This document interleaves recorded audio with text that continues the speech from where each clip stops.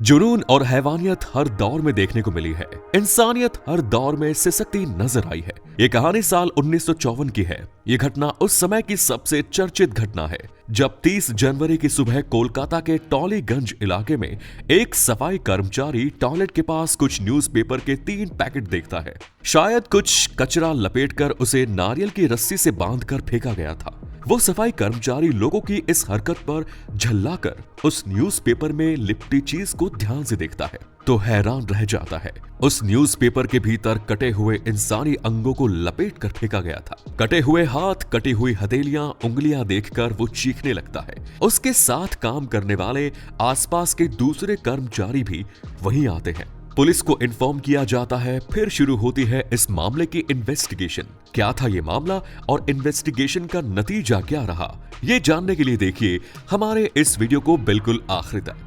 उस दौर में कोलकाता से एक लोकल डेली न्यूज़पेपर निकला करता था। युगांतर और युगांतर के पन्नों के भीतर ही लपेटकर इंसानी अंगों को नारियल की रस्सी से बांधकर फेंका गया।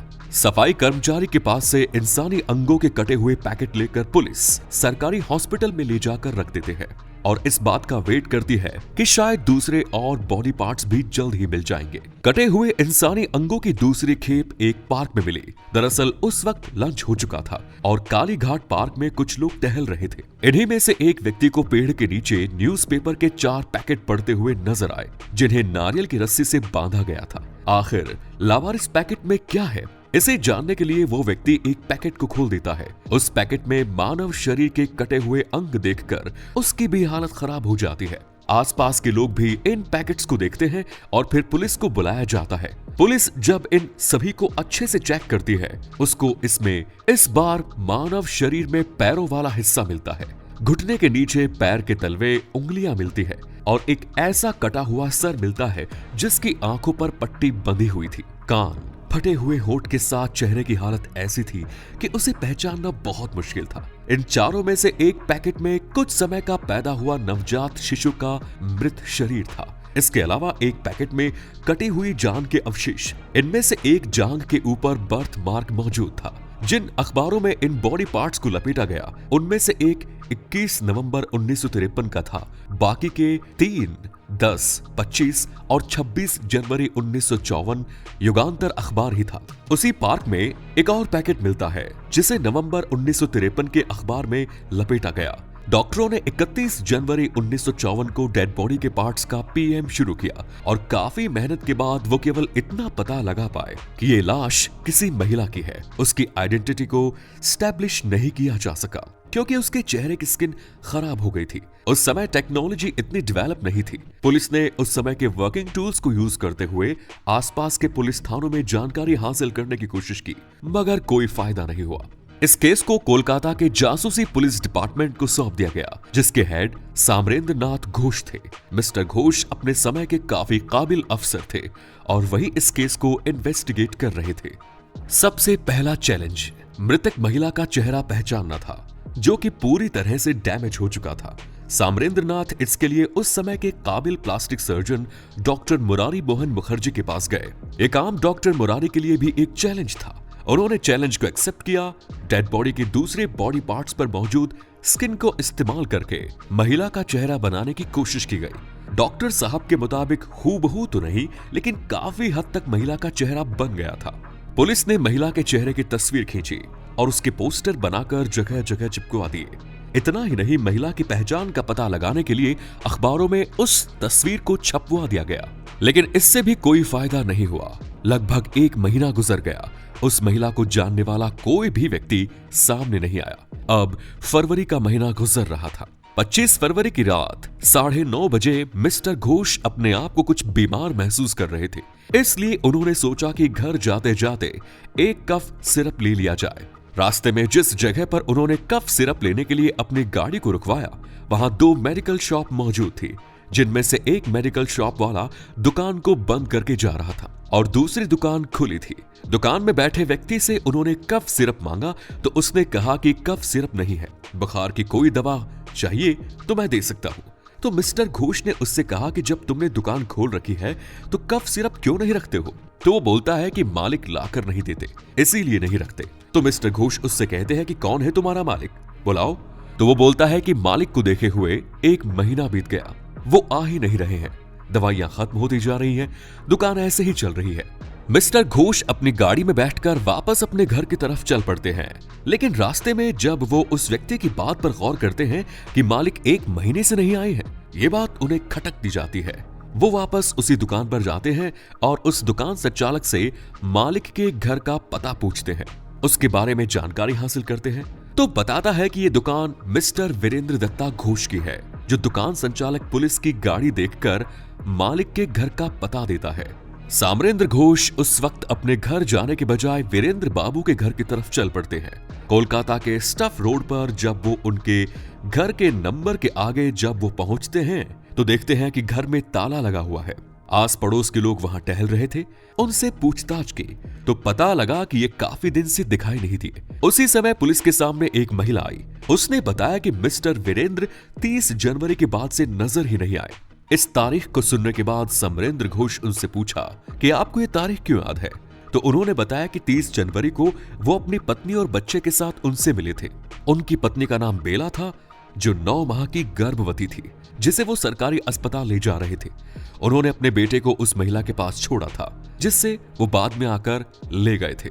उस महिला ने वीरेंद्र के एक और जानकार का पता दिया और ये बताया कि शायद वहां हो सकता है। पुलिस ढूंढते ढूंढते उस मकान के पास गई तो उसे जानकारी मिली कि उस घर में कोई पुरुष नहीं है, केवल एक महिला है।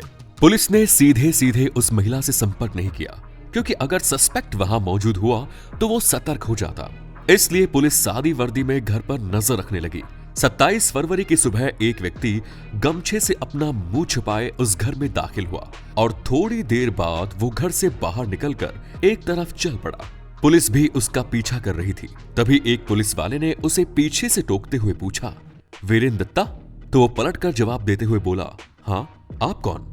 तो पुलिस वाले ने पूछा कि आपकी पत्नी कहाँ है? पत्नी का जिक्र सुनते ही वीरेंद्र के तोते उड़ गए। पुलिस वाले ने उसका हाथ पकड़ा और गाड़ी में बिठाकर अपने साथ ले गए। जासूसी डिपार्टमेंट के दफ्तर में जब वीरेंद्र को सामरेंद्र घोष के सामने लाया जाता है तो वीरेंद्र उसे अपनी कहानी बताता है कि जब वो 4-5 साल का था तभी उसके माता पिता चल बसे। वो अनाथ हो गया था।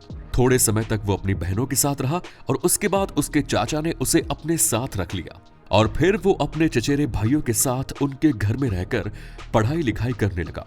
लेकिन उसका पढ़ाई लिखाई में मन नहीं लगा। उसे अपनी बहनों के यहाँ ज्यादा आजादी मिली तो वो वहीं चला गया। बाद में उसे वापस लाया गया। उसके चचेरे भाई उसे काफी मानते थे। उन्होंने वीरेंद्र के नाम सारे कानूनी कागजात के साथ एक मेडिकल शॉप उसे खोल कर दे दी। अब वीरेंद्र 24 साल का हो गया था। उनके चचेरे भाई की एक 19 साल की बेटी कमला उसी घर में रहती थी। कमला और वीरेंद्र इन दोनों को आपस में प्रेम हो गया, पर घर वालों के विरोध के बावजूद ये दोनों घर से भागकर कोलकाता में ही एक किराए के मकान में पति पत्नी की तरह रहने लगे। लेकिन वीरेंद्र ने उसे शादी नहीं की। इन दोनों को एक बेटा भी हुआ। वीरेंद्र ने कमला का नाम बदलकर बेला रानी रख दिया। कमला से वीरेंद्र ने शादी नहीं की, इसलिए उसकी दीदी इस शादी को नहीं मानती थी।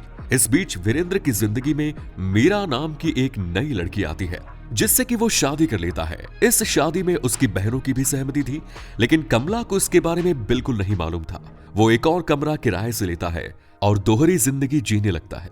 रात में मीरा के साथ, दिन में कमला के साथ, और दोनों को ही काम का बहाना बनाकर उलझाए रखता है। उसकी लीगल वाइफ मीरा प्रेग्नेंट होती है, मगर उसके बच्चे की पैदा होते ही मृत्यु हो जाती है। उधर कमला का बेटा अब धीरे धीरे बड़ा होने लगता है। इस बीच 1953 में कमला एक बार फिर प्रेग्नेंट होती है।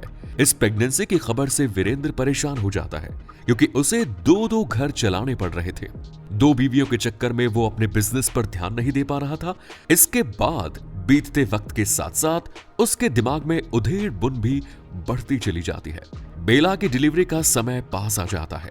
इस बीच वीरेंद्र अपनी पत्नी कमला से छुटकारा पाने का मन बना लेता है और वो कमला पर इल्जाम लगाता है कि उसका होने वाला बच्चा उसका नहीं है, बल्कि कमला के दूसरे प्रेमिका का है।